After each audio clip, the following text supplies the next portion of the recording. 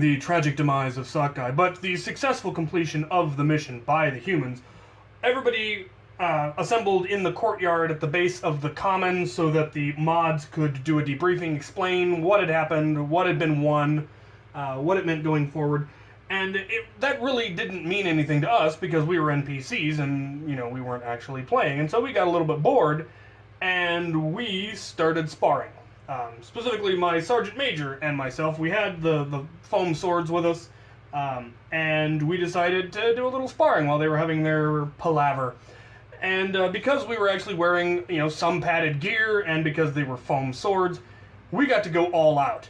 And this was when we were both in our prime. This is when I was fencing twice a week, doing armored combat twice a week, doing light combat twice a week, dancing every single day, as well as other extracurricular activities, rock climbing, and who knows what else. I was in the best shape that I was ever in my life. And so was my Sergeant Major. He was in the Army. I think he'd just gotten back from his second deployment.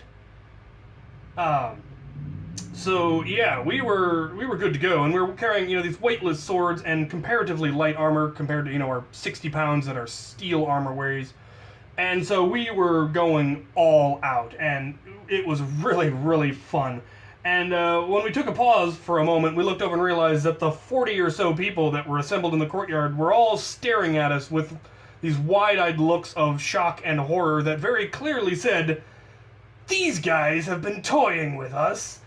And it occurred to me at that point that they had never actually seen us actually fight, because with the way the rules were, you didn't have to actually swing the sword like it was a sword. You just had to poke the zombie with it, or just tap them when they, ran up to try to tag you. You just bop them with the foam sword, and that's what we were doing. And so they'd never actually seen us actually spar or fence or fight or anything that actually looked, like we would know what we were doing. And here they got to see us in our full glory, our full speed, going all out, back and forth, just wailing on each other. And it was very much an eye-opening experience for the zombies at the very least, and the humans were kind of like, oh, hey, they're on our side. I hope I don't get turned. And it was really kind of a neat feeling looking over and seeing all these terrified college students staring back at you with this look of, oh my god, they're going to murder me. It was a lot of fun.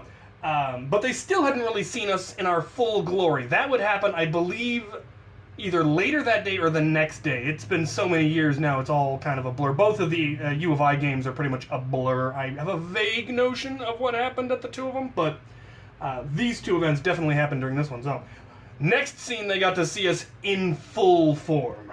One of the neat things about the fact that everything in campus revolves around the commons, and the fact that it is smack dab in the middle, is that no matter where you go, you have to go through the commons. And so it became the hub for all HVZ activity, especially for the humans, who had set up a table in one of the corners where they could get internet access, and it was in the food court where everybody came through eventually, and that is where they set up what they referred to as the HIA, the Human Intelligence Agency. There was also a ZIA, and these were Facebook groups that only, humans were on the humans book and zombies were on the zombies page, and it allowed them to communicate and coordinate very, very easily.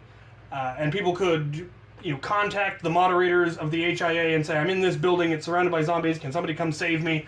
Or I'm going to be at the commons at this time and I need to go from here to there, can anyone escort me? And the moderators would then get a hold of us, and we would dole ourselves out for escort missions. We started out doing large escort missions, but the mods decided that that was making it too hard for the zombies, so we couldn't do 4-man escorts anymore, we could only do 2-man escorts. And when that was determined to be too difficult, they cut us down to 1-man escorts, and the zombies still complained, but the mod said, do better, there's only one of them. But we decided to do fewer escorts and do more hunting, and just try to clear the area around the commons of zombies. And make them spread out, and make them so they weren't, camping the doors and all of that, making it so people couldn't get in and out of the commons. But we also got to do a few really cool covering actions, and this was my favorite story of one.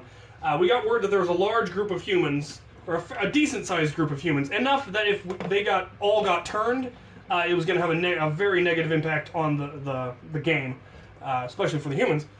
And they were being chased by a large group of zombies, and they were definitely gonna need help if they were gonna make it out. And So we contacted them, they got a hold of us, the HIA got a hold of us, and we told them, head for the commons, and we told them which door to head for, and we told them, just run. Run as fast as you can, get to the door, we will be waiting for you, and we will clear out the zombies, and then you can move on to wherever it was that they wanted to go. Their goal wasn't to get to the commons, they needed to get somewhere else, but they knew they weren't going to make it. So we said, bring the zombies to us, and we will take care of them, and then you can go to where you need to go. And so we stacked the door properly, because we were, once again, professional private security force. We knew how to clear doors, we knew how to clear rooms, we knew how to properly exfiltrate an area and, you know, clear courtyards and that sort of thing. So we stacked the door properly and waited for the humans to come, and they came booking it. They were not jogging. They were coming through at a dead sprint. We timed it just right. As soon as they hit the courtyard in front of the doorway, we cleared the door. We came pouring out, 2 men to either side. The humans, quite surprisingly, were able to coordinate it so that they filed in, single file, went straight through the door without pausing, with a huge horde of zombies right behind them. And the zombies were focused on the humans and didn't see us coming out until it was too late. So they came pouring into the courtyard hoping to catch the humans before they got to the door, and instead came face to face with us online coming out of the door, and we just mowed them down. They couldn't reverse fast enough. We took out more than half of the zombies in our opening volley.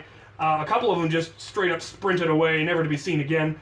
A few decided to hang out and try to duke it out with us, which did not work out well for them.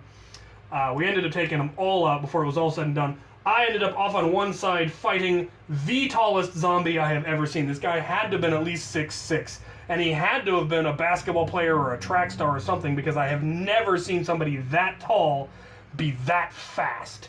By the time I got to him, I'd already emptied Ire. This was when Ire was still a stock stampede. I'd already emptied my magazine, and I knew he wasn't going to give me time to reload. I think I'd already gone through my sidearm as well, my barricade, because there were a lot of zombies that we took out.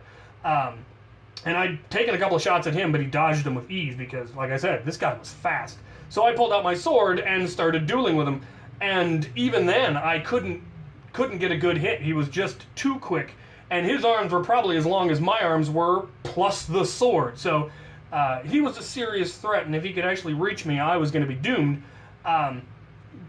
But I had had many years of fencing by this time, so my footwork was every bit as good as his as far as controlling distance, and that was what was so impressive, is he moved like a fencer as far as making sure I never got close enough but never got far enough away that I might be able to reload.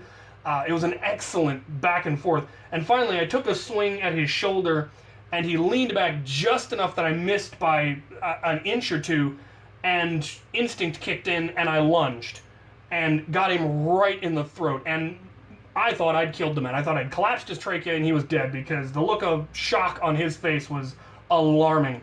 But as soon as he was able to catch his breath and find his voice again, he grunted out, "Well struck, that was amazing! I've never seen anybody move like that." And I complimented him on his footwork, and he's like, that was so cool, thank you for that. And then off he went. And it was so cool for him to have not gotten bent out of shape, because he absolutely could have. He could have gotten pissed off and annoyed and yelled at me and, the heads aren't a legal target and you could have hurt somebody and blah, blah, blah, blah. None of that. He was absolutely complimentary, and I was complimentary back, and I never saw him again. I don't recall seeing him at any of the finals. I don't know if he was, after that was busy with sports or whatnot. But we mopped up the last of the zombies. He wandered off, mopped up the rest of the zombies, and I think one of my guys then took the humans, who it turns out were all gathered around the door watching this all go down. I think there was also a group of humans at the big glass fishbowl watching us just mow through this horde of zombies.